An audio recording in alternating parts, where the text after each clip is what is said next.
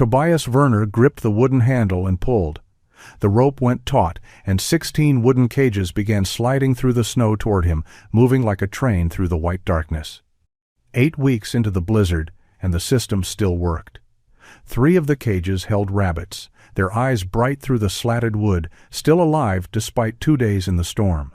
4 miles to the east, Martin Cole sat in his cabin, staring at 6 dried beans in his palm, all the food he had left, wondering if his strange German neighbor was already frozen somewhere in the endless white. Before we continue, let us know where you're watching from in the comments below. And if stories of frontier ingenuity move you, hit that subscribe button because tomorrow's tale is just as remarkable. The winter of 1839 to 1840 nearly killed them both. Tobias Werner and his partner Frank Grayson had built their trap lines the way every mountain man did, 50 steel traps scattered along game trails, some as far as 8 miles from their cabin. The method had worked for decades. Trappers walked their circuits every 2 to 3 days, collected pelts, reset traps, and returned home. It was hard work, but reliable. That winter taught Tobias that reliable and safe were not the same thing. The storm hit in late December. Not unusual. Montana winters always brought heavy snow. But this storm lingered. 1 week became 2, 2 became 3. The snow piled higher than the cabin windows. Wind created drifts that swallowed landmarks. Visibility dropped to nothing for days at a time. Frank insisted they wait it out. Every mountain man knew you didn't travel in whiteout conditions. You stayed put, ate your supplies, and waited for the weather to break. By the 3rd week, their food was gone. The dried meat, the beans, the cornmeal, everything they had stored was consumed. Frank remained confident. The storm would end soon. It always did. They could survive a few more days. Without food. Hunger was temporary. Freezing to death was permanent. Tobias agreed, but he kept thinking about their trap lines. 50 traps, positioned along 8 miles of territory. Some would have catches, fresh meat, waiting, impossible to reach. The 4th week broke them. Hunger became pain. Pain became weakness. Weakness became desperation. They had to try. They left the cabin on a morning when the wind dropped slightly, following the frozen creek bed toward their nearest trap line. They made it 2 miles before the whiteout returned. Frank wanted to continue. Tobias refused. They could barely see 10 feet ahead. Lose the creek, and they would never find the cabin again. They turned back, exhausted and empty-handed. That night, lying in the dark cabin, too weak to maintain a proper fire, Tobias understood something Frank did not. The problem was not bad luck. The problem was not the storm's unusual duration. The problem was structural. Their survival system depended on traveling long distances in all weather conditions. When weather made travel impossible, the system failed completely. They had food within reach, trapped animals waiting in cages 8 miles away, but it might as well have been 800 miles. Distance killed you just as surely as cold. The storm finally ended in early January. They survived by emergency hunting. Tobias shot a winter-thin deer near the cabin on the first clear day. They processed the meat with shaking hands, eating half-cooked venison before it was properly prepared. Frank called it bad luck, an unusually long storm, nothing more. He went back to setting his trap lines the traditional way as soon as the snow settled. Tobias said nothing, but he could not stop thinking about the structural problem. Distant traps were useless during extended storms. The solution seemed impossible. How could you trap animals without traveling to where the animals were? The question consumed him. Spring came to the Montana High Country in late March 1840. Tobias and Frank sold their winter's pelts at Fort McKenzie, a modest profit after the near starvation had cost them 6 weeks of prime trapping. Frank decided to move his operations south to the Musselshell River, where another trapper reported better beaver populations. He asked Tobias to partner again the following season. Tobias said he would consider it. They both knew he was declining politely. Frank left in early April. Tobias returned to his cabin alone. Most trappers spent their summers scouting new territory, socializing at trading posts, or traveling to St. Louis to spend their earnings. Tobias spent his summer thinking about trap lines. He could not articulate the solution yet, but he understood the parameters. Any system that required traveling miles in severe weather was fundamentally vulnerable. The trapline had to come to him, not the other way around. But animals followed their own trails, their own patterns. You could not simply move the wilderness closer to your cabin, unless you could. Tobias began observing game movement near his cabin rather than miles away. He spent mornings sitting motionless on a hillside, watching. Rabbits moved through the same areas repeatedly. Marmots had consistent territories. Even deer followed predictable paths to water sources. The game was not evenly distributed across the entire wilderness. It concentrated in specific locations based on food, water, and shelter. Traditional trap lines went to distant territories because that was where trappers believed the best hunting existed.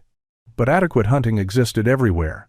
The question was not where to find animals, but how to trap them without traveling. By midsummer, Tobias had covered the walls of his cabin with charcoal sketches, trap designs, connection systems, distance calculations. He drew wooden box traps instead of steel leg-hold traps.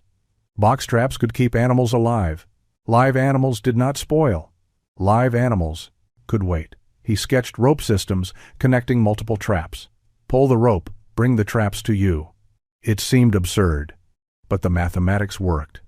16 traps spaced 10 feet apart created a line 160 feet long. He could see 160 feet from his cabin door, even in heavy snow. 5 lines radiating outward like wheel spokes gave him 80 trap positions within safe distance. In August, Tobias traveled to Fort McKenzie to purchase supplies. Henry Blackwood operated the trading post, a gruff former Hudson's Bay Company factor who had seen everything the frontier could offer. Tobias placed his order: 200 feet of hemp rope, 40 pounds of iron nails, 6 sheets of canvas, and materials for building wooden cages. Henry raised an eyebrow. "You building a fort or trapping beaver?" Tobias replied that he was improving his trapline efficiency. Henry shrugged and filled the order. Money was money. If the strange German wanted to waste his summer building on something, that was his business. Tobias also purchased 2 books.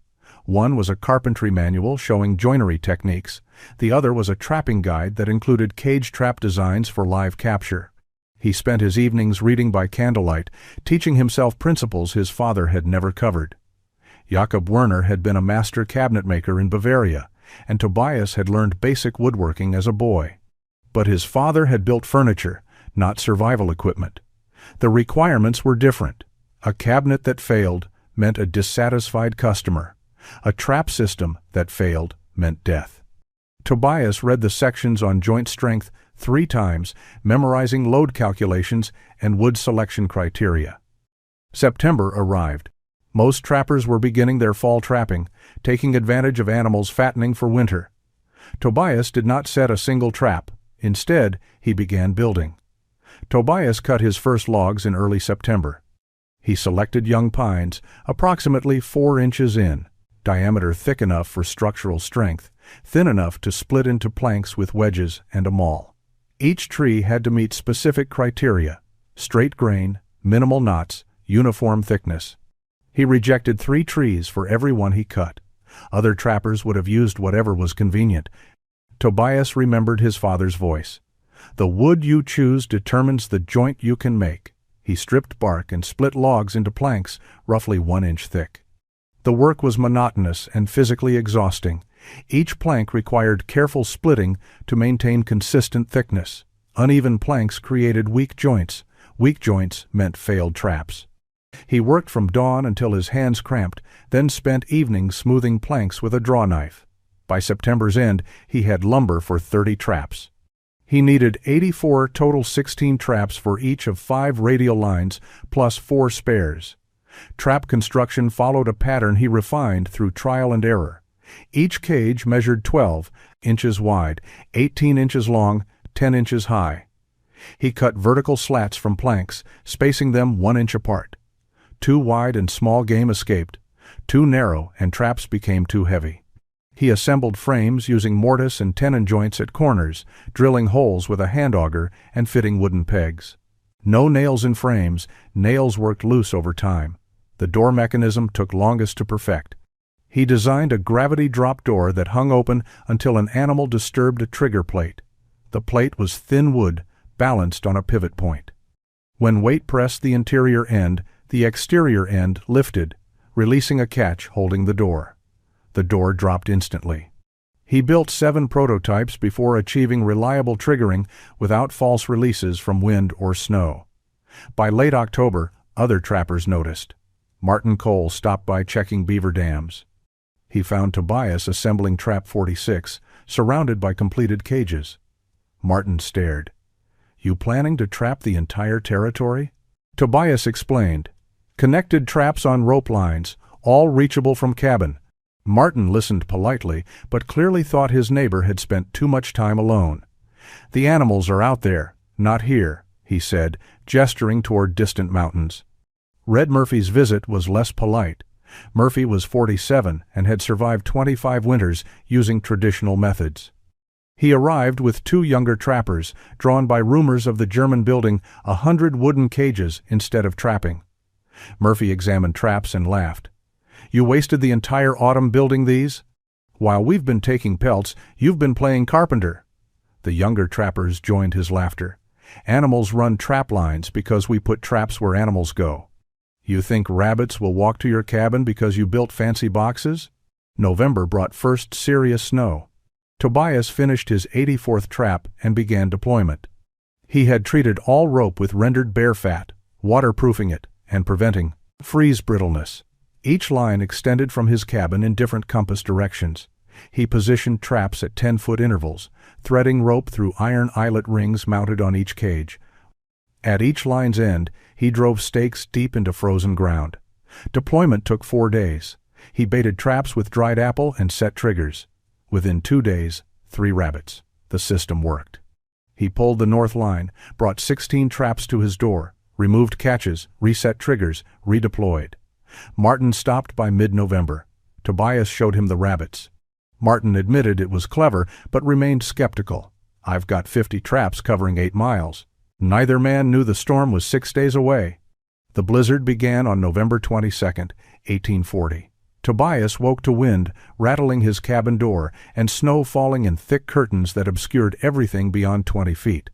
He had seen hundreds of storms during his 8 years in the mountains. This one felt different. The air pressure had dropped dramatically overnight. His ears popped when he stood. The wind came from the northwest, steady and cold, carrying moisture that promised days of heavy snowfall. He dressed in layers, pulled on his heaviest coat, and stepped outside to check his trap lines. The north line was easiest to reach. He gripped the wooden handle he had carved specifically for this purpose, 6 inches long, smooth from oil treatment, fitted with a loop of rope. He pulled. The rope went taut. 16 traps began sliding through fresh snow toward him. 2 held rabbits. He processed them quickly, reset the triggers, and walked the line back out to its full extension. The entire operation took 40 minutes. He repeated the process with the northeast line. 1 rabbit, then the east line. 2 more rabbits, 5 animals total before noon. Enough food for 3 days. By afternoon, visibility dropped to 10 feet. Snow accumulated faster than Tobias had ever seen. He measured 6 inches of new snow in 4 hours. Wind created drifts against the north wall of his cabin that reached past the window. He brought in extra firewood and secured his door. The storm was settling in for duration. He had seen this pattern once before, the failed winter that nearly killed him and Frank. Low pressure, steady wind, continuous snowfall. The difference was his trap lines. Last time, he had starved waiting for weather to clear. This time, his food supply was 160 feet away, connected by rope he could follow blind if necessary. 4 miles east, Martin Cole watched the same storm and made different calculations. He had checked his trap lines 2 days earlier and caught 7 beavers' good pelts that would bring premium prices. But his traps were scattered across 8 miles of territory. The nearest was 2 miles from his cabin. The farthest was 6. He had food stores for 3 weeks, maybe 4 if he rationed carefully. Normal storms lasted 5 to 7 days. He could wait this out, easily. He banked his fire and settled in. Red Murphy, 10 miles north, was caught away from his cabin when the storm intensified. He had been checking his western trap line when visibility collapsed. He made it back, but the journey took 3 hours instead of 1. He arrived exhausted and frozen. Inside his cabin, warming by the fire, he decided he would not risk another trip until the weather cleared. His food stores were adequate. Patience kept you alive in the mountains, not rushing around in blizzards. The first week passed. Snow continued without break. Tobias checked his trap lines every 3 days, pulling each line to his door, processing catches, redeploying. His system worked exactly as designed. Other trappers waited. The storm showed no signs of ending. Week 4 began with no change in weather. Snow fell continuously. Wind remained steady from the northwest. Temperatures dropped to -20 degrees. Tobias marked the days on his cabin wall with charcoal 28 lines now, grouped in sets of 7. He had never seen a storm last this long, neither had anyone else in the territory. Martin Cole's food supplies were running dangerously low. He had rationed carefully, eating half portions for 2 weeks. But mathematics were absolute. He had maybe 5 days of food remaining. The storm gave no indication of ending. He faced the choice every trapper dreaded: starve waiting or risk travel. On day 29, he decided to wait. 5 more days. Surely the weather would break. Red Murphy made a different choice. On day 26, he left his cabin to check his trap lines. He knew where they were. He had run those lines for 3 years. Even in poor visibility, he could navigate by landmarks: the split pine, the creek bend, the rock outcropping. He told himself he would travel carefully, turn back if conditions worsened. He needed food. Waiting meant certain starvation. Action gave him a chance. Murphy made it 1 mile before, losing his bearings. The split pine was invisible in the whiteout. The creek was buried under 4 feet of snow. The rock outcropping could have been anywhere. He continued forward, believing his trap line was just ahead. It was not. He was walking parallel to his intended route, moving farther from his cabin with each step. When he finally realized his mistake, he tried to backtrack. The wind had filled his tracks within minutes. He had no reference points. He chose a direction and walked, hoping to intersect something familiar. Frank Grayson, trapping the Musselshell River Territory 60 miles south, made his attempt on day 30. His food had run out 3 days earlier. He was weak from hunger, but still capable of travel. He knew his trap lines perfectly. 10 years of experience told him he could navigate even in bad conditions. He left at dawn, following the river. The river was a certainty. Follow it downstream, and he would reach his traps. But rivers look identical when buried in snow. He followed what he thought was the main channel. It was a tributary. He realized his error after 2 miles. Turning back, he could not find his original path. Peter Lundgren panicked on day 32. He was 22 years old, in his first season trapping alone. His food was gone. He decided to reach Fort McKenzie, 40 miles east. If he could make it to the trading post, he would survive. He left his cabin carrying minimal supplies, trying to move fast. He made it half a mile. Exhaustion and cold overcame him. He sat down to rest and did not get up. Tobias pulled his trap lines on day 30. 12 catches total: 6 rabbits, 4 marmots, 2 snowshoe hares. He processed the meat, preserved what he could not eat immediately, and redeployed his lines. The system continued working. Week 7 arrived with no change in conditions. Tobias marked day 49 on his cabin wall. The charcoal lines covered an entire log now, grouped in sets of 7 groups, complete. He had stopped expecting the storm to end. Instead, he focused on routine. Routine kept you sane when the world outside became incomprehensible. Every 3rd day, he checked his trap lines. The process had become meditative. Wake before dawn, dress in layers, step outside into the white, grip the wooden handle, pull the north line. Count the traps as they arrived: 1, 2, 3, continuing to 16. Check each cage, remove catches, reset triggers. Walk the line back out, paying rope through his hands, counting again to ensure full deployment. Repeat with northeast line, then east, then southeast, then south. 5 lines, 80 traps total, checked in 4 hours. The catches varied but never stopped completely. Some days brought 2 animals, some days brought 8. The average was 4 to 5 per check cycle, enough to sustain him with surplus for preservation. He smoked meat over his fire, creating reserves. His food stores grew instead of diminishing. The system worked because it was based on statistics rather than luck. 80 trap positions created mathematical certainty. Even low success rates produced adequate results. The psychological challenge was greater than the physical. Tobias spent 23 hours of every check day inside his cabin, alone, listening to wind. On non-check days, he remained inside entirely. No human contact, no variation in environment, just firelight, wind sounds, and his own thoughts. He carved wood to occupy his hands. He recited German poetry his mother had taught him. He performed mathematical calculations in his head trap spacing, success rates, caloric values, days of food remaining. He thought about the other trappers frequently. Martin Cole, 4 miles east. Was he still alive? Red Murphy, 10 miles north. Frank Grayson, somewhere south. Peter Lundgren, the young Swede who had visited in October. The storm had likely killed some of them. Tobias felt no satisfaction in that possibility. He had not built his system to prove superiority. He had built it to avoid starvation. If others died, it was tragedy, not vindication. On day 56, during a trapline check, Tobias experienced complete whiteout conditions. Visibility dropped to 0. He could not see his own hands. He stood motionless, gripping the rope, and realized he could navigate by touch alone. The rope was his lifeline. Follow it outward, count the traps, follow it back. He completed the check without seeing anything. The system worked even in impossible conditions. 4 miles away, Martin Cole ate his last 6 beans on day 58. He chewed slowly, making them last. Afterward, he sat by his fire and calculated. He had perhaps 3 days before weakness prevented action. After that, he would die in his cabin. He tried not to think about his German neighbor. Tobias was certainly dead by now. Everyone was dead. The storm had killed the entire territory. Martin closed his eyes and waited. Day 77 marked a grim milestone.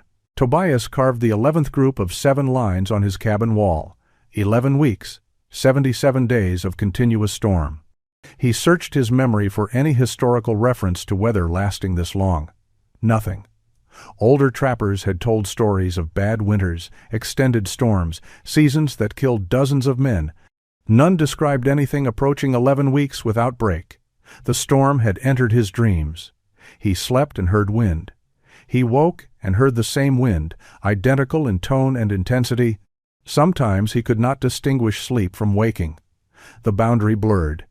He checked his trap lines and wondered if he had already checked them, if this was memory or present action. He began speaking aloud to himself, narrating his actions to maintain clarity. Gripping the handle now, pulling the north line. First trap arriving. Empty. Second trap arriving. Rabbit inside.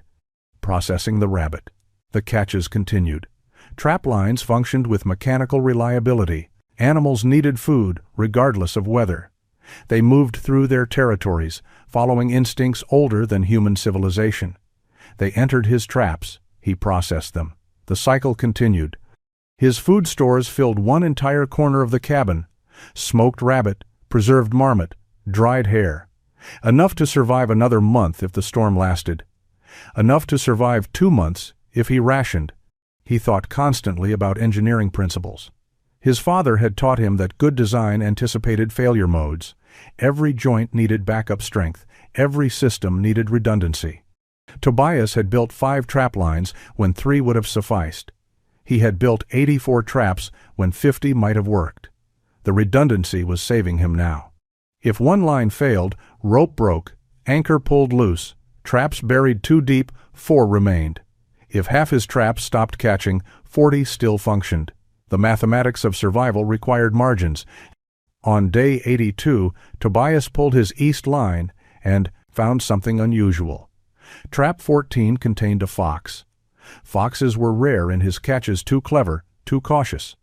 This one was desperately hungry. It had entered the trap and triggered the door. Tobias processed it carefully. Fox fur was valuable, but more importantly, the fox's presence indicated something. Predators followed prey. If a fox was hunting near his cabin, prey animals were concentrated here. His trapline placement was optimal. He wondered about Martin Cole constantly. 4 miles was nothing in normal conditions. In this storm, it might as well be 400. He could not check on his neighbor without abandoning his own survival system. Walking 4 miles in whiteout conditions meant probable death. He would lose his way, exhaust himself, freeze. Even if he reached Martin's cabin, he could not carry the man back. The decision was absolute. Stay alive yourself, or risk dying to check on someone probably already dead. Day 84 brought subtle change. The wind shifted slightly, coming from true north instead of northwest. Tobias noticed immediately. After 84 days of identical conditions, any variation registered. He did not know what it meant. Perhaps nothing, perhaps everything. He checked his trap lines and waited. Day 91 arrived different. Tobias woke and heard silence. Not complete silence, wind still blew, snow still fell but reduced, diminished. The constant roar that had filled his ears for 13 weeks had dropped to a murmur. He stood and opened his cabin door. Visibility extended to 50 feet. He could see trees, individual trees, distinct and separate. He had not seen that since November. The storm was breaking, not ended, but breaking. Snow continued falling, but lighter now. The wind came in gusts instead of steady pressure. Clouds showed variation in density, thin patches where gray sky became almost white. After 91 days, the longest blizzard in recorded Rocky Mountain history was releasing its grip. Tobias checked his trap lines methodically. The routine remained unchanged regardless of weather improvement. North line, 3 rabbits. Northeast line, 2 rabbits, 1 marmot. East line, 1 rabbit. Southeast line, empty. South line, 4 rabbits, 10 animals total. He processed them carefully, his hands performing familiar motions. Skinning, cleaning, preserving. The work kept him grounded. On day 94, the snow stopped completely. Tobias stood outside his cabin and stared at stationary air. Snowflakes were not falling. The sky remained overcast, gray and heavy, but nothing descended from it. The stillness felt unnatural after 3 months of continuous precipitation. He walked 20 feet from his cabin, farther than he had traveled since November. The world was transformed. Snow lay 8 to 10 feet deep in drifts. Trees were buried to their lower branches. The landscape had become alien. Day 96 brought weak sunlight. Tobias saw his shadow for the first time in 13 weeks. The psychological impact was profound. He stood motionless, watching his shadow on snow, confirming he still existed as a physical object capable of blocking light. The storm had reduced existence to sound and touch and cold. Vision had become limited to 10-foot radius of cabin interior. Seeing distance, seeing shadow, restored something essential. He decided to check on Martin Cole, 4 miles east. The risk was acceptable now. Visibility extended to half a mile. He could navigate by landmarks. He prepared carefully, bringing rope, dried meat, medical supplies. If Martin was alive, he would need help. If Martin was dead, Tobias would need to know. The journey took 3 hours. Snow depth made walking exhausting. He broke through crust with every step, sinking to his waist, extracting himself, repeating. 4 miles became an expedition. He found Martin's cabin by following creek drainage. The cabin was nearly buried, snow piled against walls to the roof line. Smoke rose from the chimney. Someone was alive inside. Tobias knocked. No response. He pushed the door open. Martin Cole sat by the fire, skeletal thin, wrapped in blankets. He turned slowly and stared. Recognition came gradually. "Tobias?" His voice was weak. "You're alive?" Tobias stepped inside. Martin looked at him, healthy, strong, well-fed and understanding, crossed his face. "Your trap lines worked." Tobias nodded. "They worked." Martin Cole recovered slowly. Tobias brought him food every day for a week. Smoked rabbit, preserved marmot, dried hare from his surplus stores. Martin ate small portions, his stomach too damaged from starvation to handle normal quantities. He gained strength gradually. By the 2nd week, he could walk. By the 3rd, he could work. The first thing he asked was to see Tobias's trapline system. They stood outside Tobias's cabin in late February. Snow still covered the ground 4 feet deep, but the sun shone, Tobias demonstrated. He gripped the wooden handle and pulled. The rope went taut. 16 wooden cages began sliding through snow toward them, leaving parallel tracks. Martin watched in silence. 3 traps held rabbits. Tobias removed them, reset the triggers, and walked the line back out. The entire operation took 30 minutes. Martin understood immediately. "You never left sight of your cabin." Tobias nodded. "Never needed to." Martin asked to learn everything. Tobias spent 3 days teaching trap construction. They worked side by side, shaping wood, cutting slats, drilling holes for mortise and tenon joints. Martin's hands were clumsy at first, weakened by starvation, but muscle memory returned. Tobias explained door mechanisms, trigger plates, balance points. He showed Martin how to treat rope with bare fat, how to space traps for optimal coverage, how to position lines to intersect game trails near shelter. "Why didn't you tell anyone?" Martin asked on the 4th day. Tobias considered the question. "I tried." Red. Murphy laughed. "Frank Grayson called it a waste of time. You thought I was crazy." Martin nodded slowly. "We were fools." Tobias shook his head. "You followed methods that worked for decades. The storm was unprecedented. No one could have predicted it." Word spread through the surviving trapping community. 5 trappers had lived through the blizzard. Martin Cole, who barely survived, Tobias Werner, who thrived, 3 others who had been at Fort McKenzie when the storm hit and never left the trading post. Red Murphy was dead, found frozen 2 miles from his cabin in April. Frank Grayson was dead, discovered in May, collapsed near his trap line. Peter Lundgren was dead, his body found half a mile from his cabin. 7 others from outlying territories were presumed dead, their cabins abandoned or destroyed. Henry Blackwood documented the disaster in his trading post records. Winter of 1840 to 1841, 13-week blizzard, 12 confirmed deaths in northern Montana Territory. 1 survivor used connected trapline system designed for extreme weather operation. System kept operator within 160 feet of shelter while maintaining food supply. The notation was clinical, factual. It entered official Hudson's Bay Company records. Thomas Rivera arrived from Southern Territories in June. He was a Mexican trapper who had heard stories of the German who survived the impossible winter. Tobias showed him the system. Rivera studied it for 2 days, asked detailed questions, and built a prototype. He returned south with plans to implement it before next winter. By autumn of 1841, 7 trappers in the northern Rockies were building connected trapline systems. Tobias's innovation spread through practical demonstration rather than promotion.